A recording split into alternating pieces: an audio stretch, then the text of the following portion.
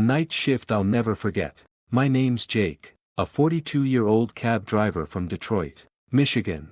I've been hauling passengers around this gritty city for over a decade, and I've seen my share of weird nights, drunks puking in the back seat, late-night lovers sneaking kisses, and the occasional argument over a fare. Nothing much surprises me anymore. But one humid night in July 2025, I got a fare that turned my stomach and left me questioning everything about human nature. It was a ride that started like any other but ended with an offer I never saw coming. It was around 1:30 a.m. when my phone buzzed with a new pickup request through the app. The streets were slick from an earlier rain, and the neon lights of downtown Detroit reflected off the wet asphalt. The request came from a bar on Woodward Avenue, a spot known for its divey vibe and late-night crowd. I pulled up in my beat-up Chevy Impala, the yellow paint chipped but the interior clean, my pride and joy. Two figures stumbled out from under the bar's awning, a man and a woman, both in their late 30s, dressed like they'd been partying hard. He wore a wrinkled dress shirt with the sleeves rolled up, a loosened tie dangling, and she had on a tight red dress that clung to her in the muggy air. They looked like a couple, maybe married, but the tension between them was palpable even from a distance. They slid into the back seat, him on the left, her on the right. I caught a whiff of booze and perfume as I greeted them. "Evening, folks. Where to?" I asked, keeping my tone neutral. "Head out to Ferndale," the man grunted, his voice slurred. 472 Oakwood. "And step on it." I nodded, punched the address into my GPS, and pulled onto the road. The radio played some low jazz, a habit I picked up to fill the silence. For the first few minutes, they didn't say much. He stared out the window, nursing a scowl, while she fidgeted with her phone, her long nails clicking against the screen. I figured they'd had a fight, couples often do after a night of drinking, and I kept my mouth shut, focusing on the road. But then she leaned forward, her voice low and husky. "Hey, driver. You're cute. What's your name?" I glanced in the rearview mirror, catching her eyes, bright green, a little glassy from the alcohol. Jake," I said, keeping it short. "Just doing my job, ma'am." She laughed, a sound that felt forced. "Ma'am? Oh, come on, Jake, you don't need to be so formal. I'm Lisa, and this is my husband, Tom." She nudged the man beside her, who barely grunted in acknowledgement.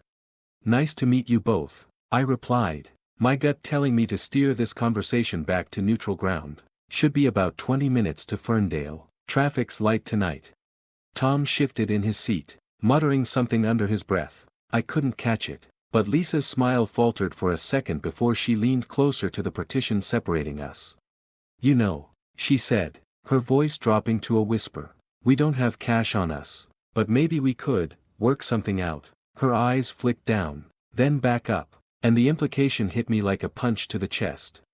I froze, my hands tightening on the wheel. Did she just offer what I think she did? I glanced at Tom, expecting him to explode, but he just stared out the window, his jaw clenched, like he was either too drunk to care or had heard this before. My mind raced. This wasn't the first time a passenger had tried to barter, but never with a spouse right there, and never so blatantly.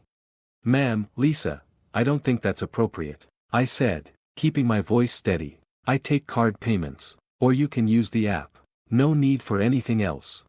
She giggled, undeterred, and slid closer to the edge of the seat. "Oh, come on, Jake, it's just a little fun. Tom won't mind, right, honey?" She elbowed him, and he finally turned, his face a mask of irritation.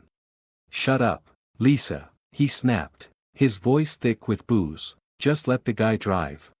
But she wasn't done. She reached forward, her hand brushing the back of my seat, and I swerved slightly, correcting myself before I hit the curb. "You're missing out, Jake," she purred. "I'm good at making deals, better than cash, don't you think?"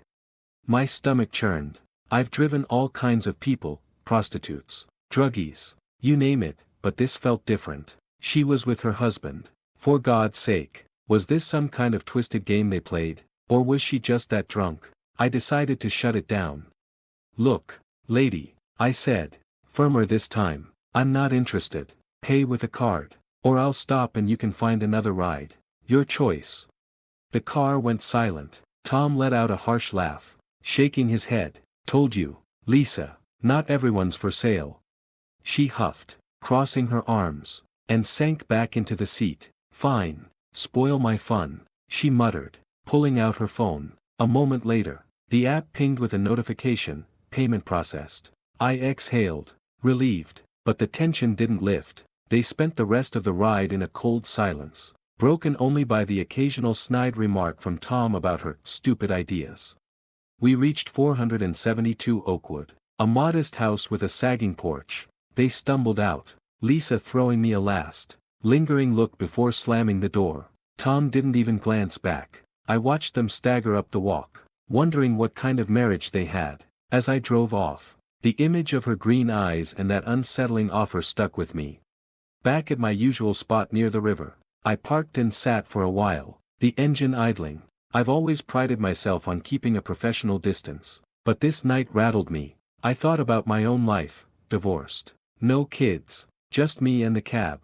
Maybe I was too quick to judge them. Maybe their relationship was a mess I couldn't understand. But one thing was clear, some affairs are better left forgotten.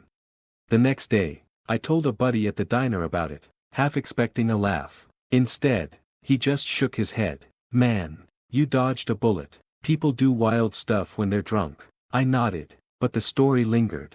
A dark little tale from the night shift I'd carry with me.